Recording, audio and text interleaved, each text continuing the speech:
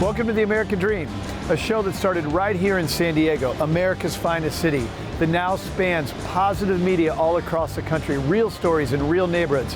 Hi, I'm your host, Craig Sewing, and here's The American Dream. Welcome to The American Dream, a real show, not a reality show. The real estate, the lifestyle, the culture.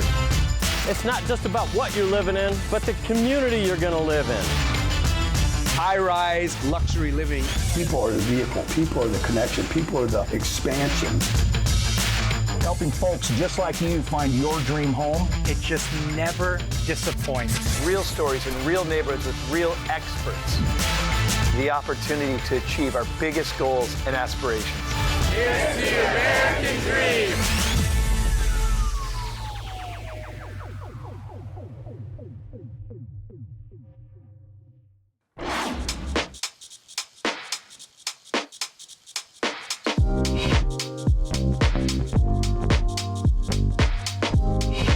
When you hear the words high fashion, you probably think of Paris, France, Milan, Italy, New York, or Los Angeles. But did you realize one of the nation's top fashion schools is right here in Northeast Ohio? Hi, my name is Janet Dauber, and I'm your host, and this is The American Dream. Today we are in my hometown of Kent, Ohio, and we're visiting the fashion school at Kent State University. Let's go on in.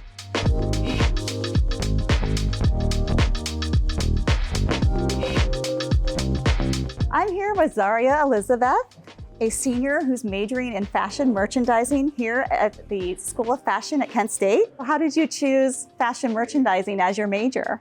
I've honestly been interested in fashion from a very young age. I was always kind of that girl that loved to be different and try different outfits. And I was really into, a big influence was like Monster High dolls and Bratz dolls. Like they are so fashion focused. So that's kind of where I got a lot of my inspiration from. And I knew from that I really wanted to go into the fashion industry. I initially wanted to be into design. And as I kind of grew older, I was more interested into the business side of the industry. So it's been like an uprooted thing that I would say. What are your plans after you graduate? Where are you going to go? What are you hoping to do?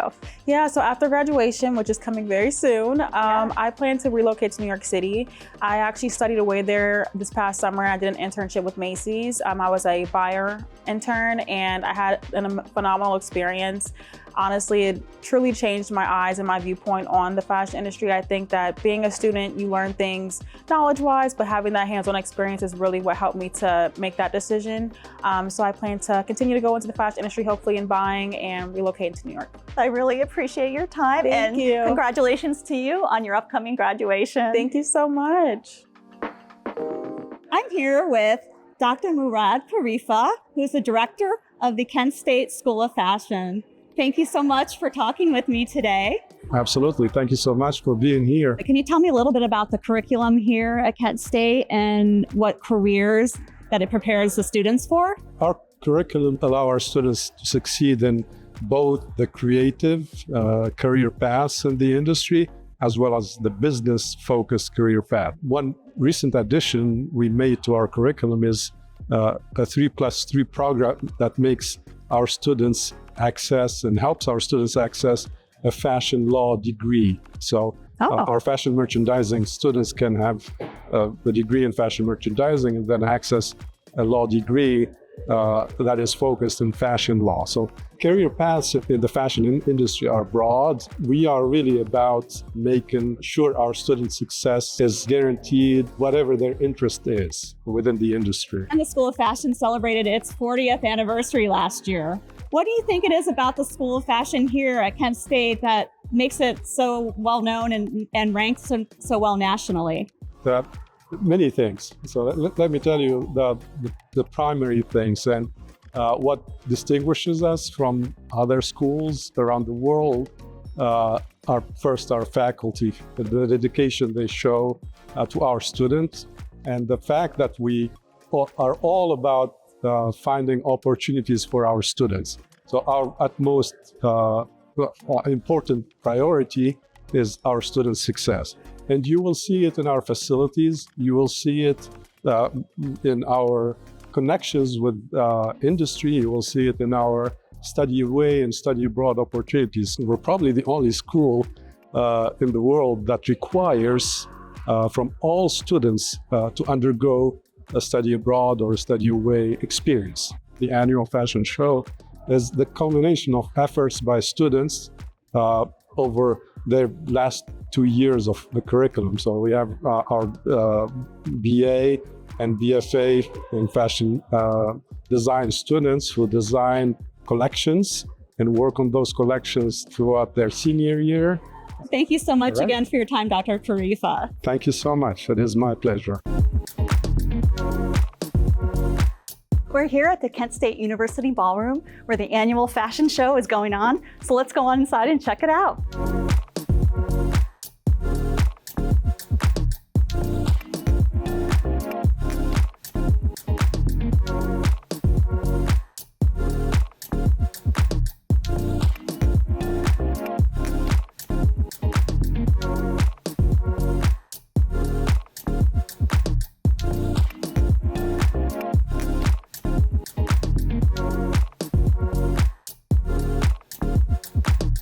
Wow, that fashion show is absolutely incredible. Thank you for joining me here in my hometown of Kent, Ohio. My name is Janet Dauber, your host, and this is the American Dream. Join me next time where we'll discover even more about what makes Northeast Ohio a wonderful place to call home.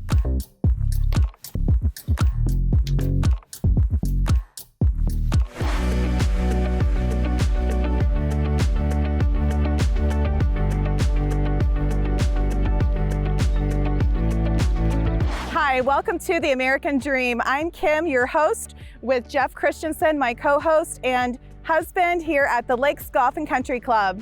We're here to chat with Jared and Sarah. Let's go see if we can find them. So tell me, what attracted you to the country club lifestyle? I think first and foremost, the amenities, the golf, the tennis, the bocce. There's just so many things that a family can do at a country club. Sarah, tell us a little bit more about the amenities. Sure, absolutely. Well, I just think that it's really fun when you've got, especially kids that are involved and being members of a country club, to have things, not only the golf and the swimming, but they provide a lot of daily activities. There's a lot of weekend events that they do that are geared toward families. And I just think there's been such a shift in what it means to be a member of a country club, and how it used to be more focused on the golf and participating in activities geared more towards the adults, where now they have a lot of things geared towards families and children. Country club style lifestyles evolved 30 years ago to now, so how has that affected you guys? Yeah, I think over the years, people just kind of looked at country clubs as stuffy and a place for just certain people, but now I think it's geared more towards family, and families are using it now. They're kind of putting all their eggs in one basket, and instead of being members at a pool and at a gym and at different places, they just kind of all join a country club and do it all in one place. And I think that's worked for us, and it's really convenient to do that. Country clubs are typically great. They are closed to their members one day a week where they can host outings. Like you mentioned, we have an outing here supporting Folds of Honor, which is a veteran organization. A lot of people associate being a members of a country club with being golfers. You don't have to be a golfer. A lot of these country clubs have social memberships, so you can strictly join a country club with no intention of golfing. You can partake in all the other amenities a place like this has to offer that support an entire family and what they might want to participate in.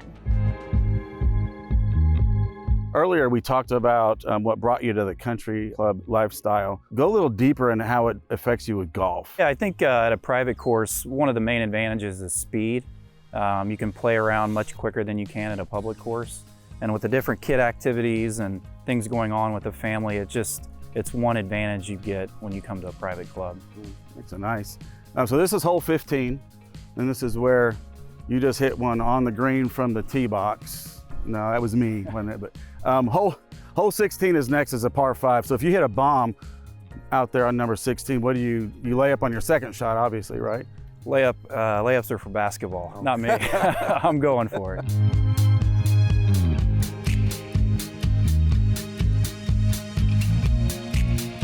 Hey Maddie, how are you? Great, how are you? Good. So I hear you had your first Mother's Day. Yes, very exciting. So tell us a little bit about Adaptive Sports Connections and what you do there. I'm the Director of Sports and Volunteers at Adaptive Sports Connection, and we're a nonprofit that serves Central Ohio people with and without disabilities. We do it through outdoor and recreational wellness programs.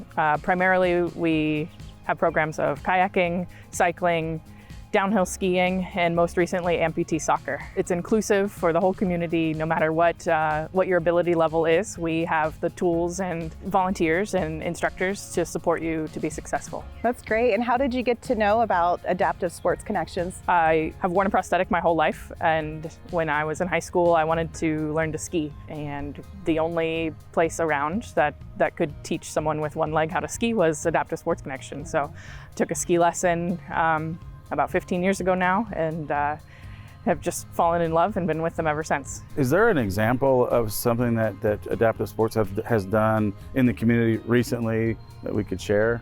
I think what the beauty of Adaptive Sports Connection does is create a sense of community for all of our athletes and volunteers and family members. So it's hard to think of just a single opportunity of how we've been impactful. A lot of times people come to Adaptive Sports Connection after some kind of life-changing event, right? An accident, an injury, where now they interact with the world very differently, either from a wheelchair or post-stroke, a cancer diagnosis. And when they come to Adaptive Sports Connection, they're looking for normalcy, right? To get back to their normal life. And we are able to provide them with that, right? Everyone is different at Adaptive Sports Connection, and so you're not different anymore. Thank you for joining us today, and it's really amazing the work that you do and that your personal story and that you've experienced the benefits yourself. Absolutely, thank you.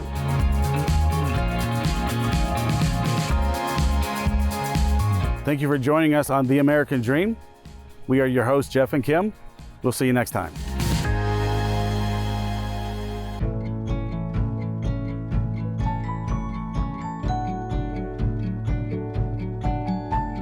Welcome back to Alliance, Ohio. I'm Jessica Conrad. On today's episode of What's Cool in Alliance, we're going to take a tour of the Haynes House, which is part of the Underground Railroad in Ohio.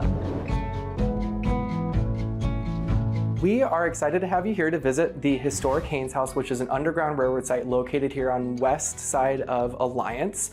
We are a nationally recognized Underground Railroad museum, and we actually have one of the few historic places in Alliance from the early 1800s that embodies a true, authentic interior of what it was like to live during that time period. Show us around, Dalton. All right, let's check it out.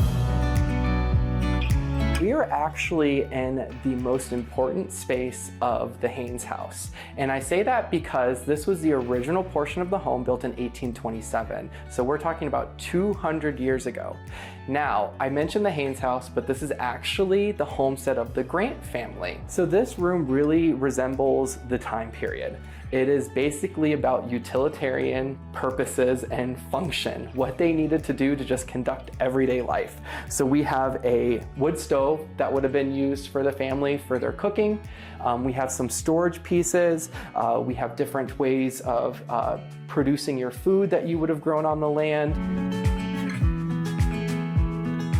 So we are now in a completely different era of the homestead. When this portion of the home was built in 1842, the Grants had become elderly. They were older, and their youngest daughter, Sarah, had married someone named Ridgway Haynes. And it was then that Sarah and Ridgway Haynes became a family, and this became known as the Haynes House. When we talk about the Haynes House and its history with the Underground Railroad, it is Sarah and Ridgway Haynes that really led that movement. So the next part of our tour, we're actually gonna ascend up the stairs in the foyer, and we're gonna start talking about the history of this house and what it has to do with the Underground Railroad. So if you'll follow me upstairs. We have a very unique situation here at Haynes House. The community of Quakers had strong beliefs in men being equal, every human being equal in the eyes of God. So they practiced this through their abolition. So when people came here to Haynes House, they would be given some sort of direction. They would be told, go north, the song Wade in the Water, Follow the Drinking Gourd, all these things that would give them the messages on how they needed to get here. And that, along with what we're familiar with on the Underground Railroad as being the pressed tin lantern. If you were to see a pressed tin lantern in the window and it was on in the middle of the night, you would know that that is likely to be a stop that you need to go to if you're escaping slavery. So this is the hideout space that the Haynes would help hide people escaping slavery during this time. This is very special because we have written documentation from Tump, and because we lived in this bubble of this Quaker society around this area, and there were anti-slavery publications coming from places like Salem, we know these things to be factual, and it has earned us a nationally recognized Underground Railroad site. And we are actually one of the few places in Ohio that have a space open to the public. You might hear a lot about houses that were a stop on the Underground Railroad, but they're privately owned or maybe not open all the time. We have a lot of open days, and we are open to the public, so people can come here and experience this. Can you imagine coming here like as a child, waiting for your mom to get here? Or sometimes families were split up, right? And because this might be one of the first stops across the border of what was a slavery legal state, you might have parents coming here without their children and needing to wait here for a few days to see if their children show up, which can be just all different circumstances. They might still have the ties of bondage on them, be in chains, be wounded from different fights with slave catchers that might have been chasing them. So these are all things that happened every day. Thanks so much for the tour today, Dalton. We learned so much. It was wonderful having you guys. I hope you come back. Thanks for joining me today at the Haynes House in Alliance, Ohio. I'm Jessica Conrad, your friend with a real estate license. Curious to see where we will be next? Tune in next time.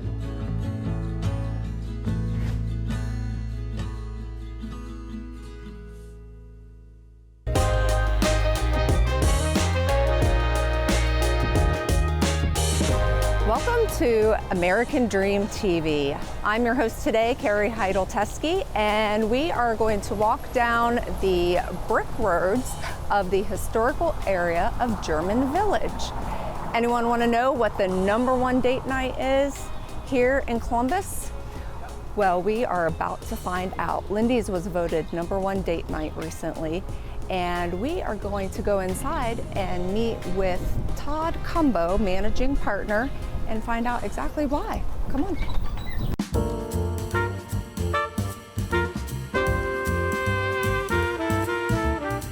So Todd, tell us how you became part of this amazing family, the Lindys. Well, good question. I had a good friend, his name was Mike, and he had joined the company, and he used to talk about how wonderful it was, and at the time I was looking for something different and decided to come interview, and got really lucky and got to be a part of the team. The restaurant's been open for 43 years. The restaurant opened in 1981. The building was built in 1884. It opened as a general store with a residence, basically where we're standing. And then over the years, it's been a saloon, speakeasy, a brewery, even a flower shop. And then numerous restaurants and bars up until 1981, when an amazing lady named Sue Duty purchased the restaurant and turned it into Lindy's. It was named after the German immigrants that settled this area. They brought a lot of things with them, and one of the things they brought with them were linden trees. So there was a large linden tree in the back on the patio. It's not there anymore, but that's where the name Lindy's came from. So I know you have a lot of customers that come here all the time. Some even say, we have our own table here. For sure. And in your opinion, why do they keep coming back? Great question. I think that I think we're consistent. I think we provide a great value for what we do, and then I think that just the overall commitment to excellence by the family that owns the restaurant and the thousands of team members that have worked here over the last 43 years. You just have to come down and experience it, and I promise you, you'll be wowed just like I was the first time I walked into the building. Right. It definitely is an experience, and it is a beautiful restaurant. Thank you. Thank you. I appreciate that.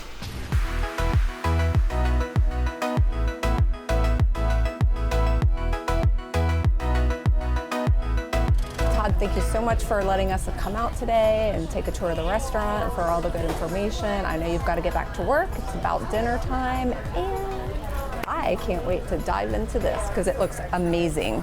Well, thank you. It's been a pleasure, and I appreciate the time, and I hope you enjoy it. Thank you. You're very welcome.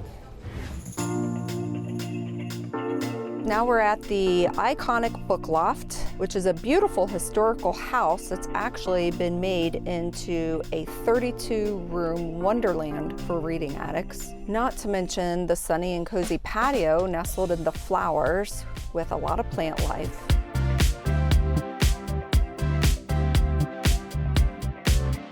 This little coffee shop has a super chill vibe and it offers coffees from more than 20 different countries. Let's grab a coffee. And now we've stumbled on to Schiller Park. It's 23 acres of gardens and walkways.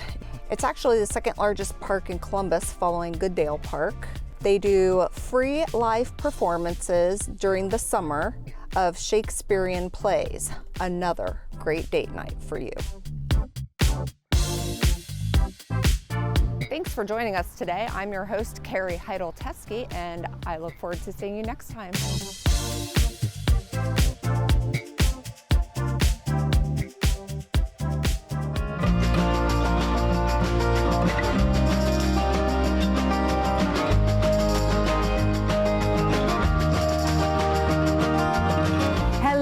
And welcome to the gorgeous Dublin Bridge Park community in Columbus, Ohio, where today we are touring the vibrant lifestyle here.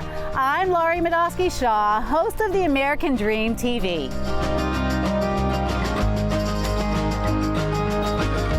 We are on this beautiful bridge which connects to both historic downtown Dublin and to Bridge Park with all of its lifestyle amenities, including upscale residential living, parks, miles of paths, and even kayaking on the Scioto River.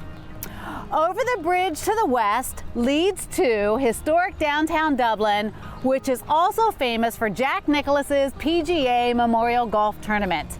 To the east, Bridge Park, where residents and visitors enjoy more incredible dining and shopping, entertainment, and nightlife. Let's go check it out.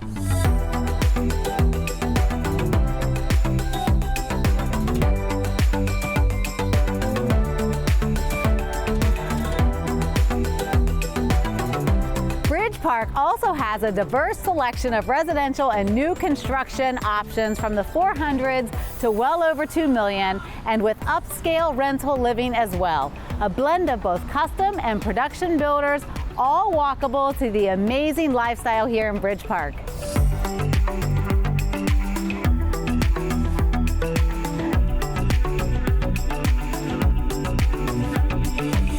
We are in the heart of Bridge Park with over 50 businesses here, including renowned Cameron Mitchell restaurants, the shops at North Market, amazing nightlife and entertainment venues, and this menswear clothing store, J. Hilburn's. Let's go inside and check it out.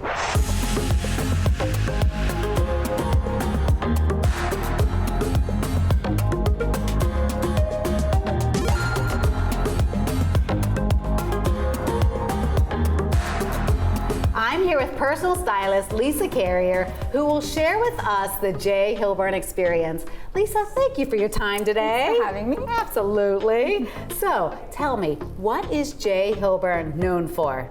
Well, J. Hilburn is known for fit, convenience, time, and most importantly, the gift of confidence. Fantastic. And what is your favorite part here? My favorite part here is probably just the overall experience that when a client comes in, to fast forward a couple weeks later, when all of their things come in, they try them on, and they are just so excited about the amazing fit that they have. Not something that you can get off the rack in a department store or a store in the mall. I bet. What is something unique or special your clients may not know? Well, I think when a lot of people think about custom, they think suits and tuxedos, but J. Hilburn is a complete lifestyle brand. So we offer everything from swim trunks to tuxedos. So if you're looking for a golf outfit, you could get a great pair of golf pants and a polo and look pretty snazzy on the golf course. Oh, amazing. Thank you for your time today, Lisa. Absolutely. This was so fun in here. Let's go back out and catch up with the team and tour more of Bridge Park.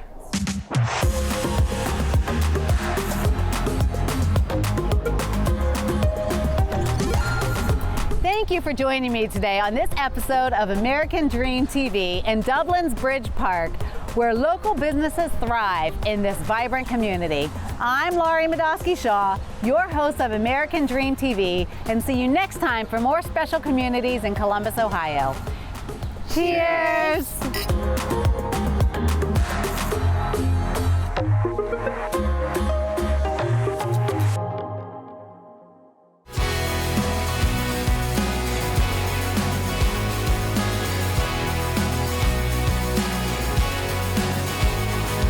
I'm your host of American Dream TV, Steve Garrett. We're here today at the Noble Correctional Institute with Ride for Life. This is going to be a super impactful episode and you don't want to miss this.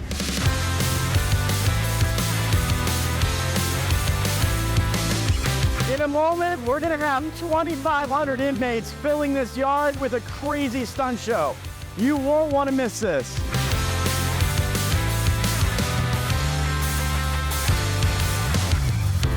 All right, I'm here with Scott Kerboulad, the founder of Ride for Life Ministries.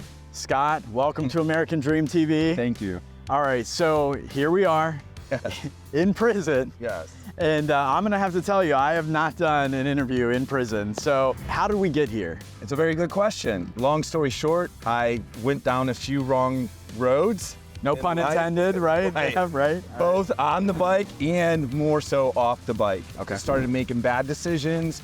It just led into this whirlwind effect of being lost. And long story short, I fell into success in the world as a motorcycle stunt rider. Yeah. This group I started called the Star Boys back in the 90s and 2000. And we started traveling all over the world and we thought we were rock stars. Right. And we were getting paid like rock stars, but I had no foundation, definitely not in faith or no foundational skills in life.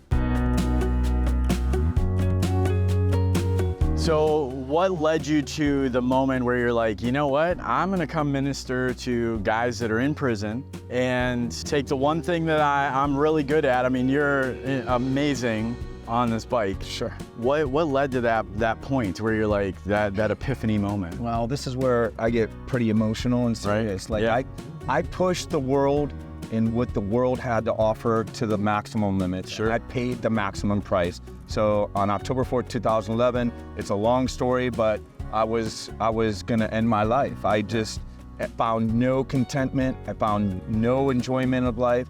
And this is after being very successful in the world. And then I fell into severe addiction. It's just yada, yada, yada. You just go down this path of brokenness. Right. And it got so desperate that I felt I was doing mankind and my family, my kids a service by just getting rid of myself. Sure. So that was my come to Jesus moment. It's as simple as that. Yeah. Like it was a split second decision, like the thief on the cross. Like, God, if you truly exist, just answer this one prayer. Stop me from taking my life tonight. And the rest is kind of right here, right now. So he took me from like just overnight, just complete grabbing me. I knew I was in the hands of God, and I knew I'd been played a fool for 20 some years. I was listening to the wrong voices in my head and cleaned me up, transformed me. And then he said, Scotty, I've saved you, go tell the world, start in prison. Right. So, I was praying for God to put me to use. And somehow, it was obvious because my life of chaos, I should be serving multiple life sentences for what I did. But God saved me for a time such as this. There's definitely, out here with the yard party and stuff like that, I mean, you just feel the energy, you feel the connectiveness, and you just have this passion and this way of like speaking to the inmates, which is just on a whole nother level that I've ever seen before, ever experienced. And so, just to see that, and then also you're one with the bike, and you've got some fantastic stunt riders and stuff. I mean, your son's out here, that's your favorite rider. He's crazy, but that's good, I love it. And so, Scott Kerboulad, I thank you so much for spending some time. Thank you for coming into prison with me. I hope I can get out. I need to get out. I made a request to keep a couple of guys behind. Got a little list. All right, thanks, brother. I appreciate it.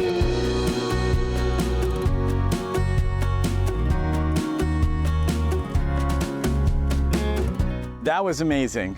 The Ride for Life crew and everything that they do on those bikes, absolutely amazing.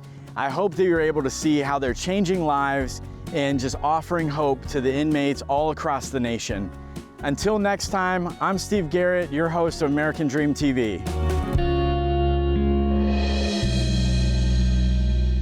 Well, I hope you enjoyed today's show, produced from America's finest city, but shot in the heart of your neighborhoods. Don't forget positive media when the world really needs it. Follow us on social media at The American Dream TV.